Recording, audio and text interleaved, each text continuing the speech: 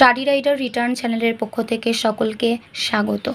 আজ সপ্তম শ্রেণীর রায় ও মার্টিন প্রশ্নবিচিত্রা 2025 এই বইটি থেকে পেজ নাম্বার 119-এর গণিত বিষয়ের প্রথম পর্যায়ক্রমিক মূল্যায়নের 4 নম্বর school Bandra MSPC high school এবং মহারানী ইন্দিরা দেবী বালিকা বিদ্যালয়ের প্রশ্নপত্রটি আমি সমাধান করে দেব। এর আগে 1 নম্বর, 2 নম্বর এবং 3 নম্বর স্কুলের প্রশ্নপত্র আমি আলোচনা করে দিয়েছি। তোমরা যারা সেই ভিডিওগুলি দেখোনি তারা অবশ্যই দেখে নিও। তো চলো শুরু করা যাক। একের দাগে নিচের প্রশ্নগুলির নির্দেশ মতো উত্তর দাও। একটি বাড়ির 2/5 অংশ রং করা হয়েছে, বাড়িটির শতকরা কত রং করা বাকি আছে?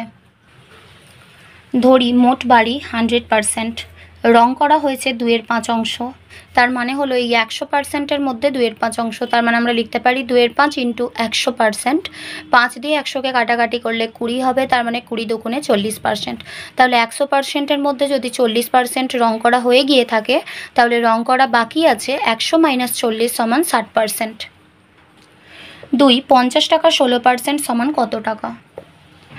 50 টাকার 16% সমান 50 টাকা গুণিতক 16%। তুলতে গেলে নিচে একটা 100 আসে, তো 50-এর সাথে 100কে কাটাকাটি করলে 50 দুগুণে 100 2, আর 2 দিয়ে 16কে কাটলে 8 দুগুণে 16 8, অর্থাৎ 8 টাকা।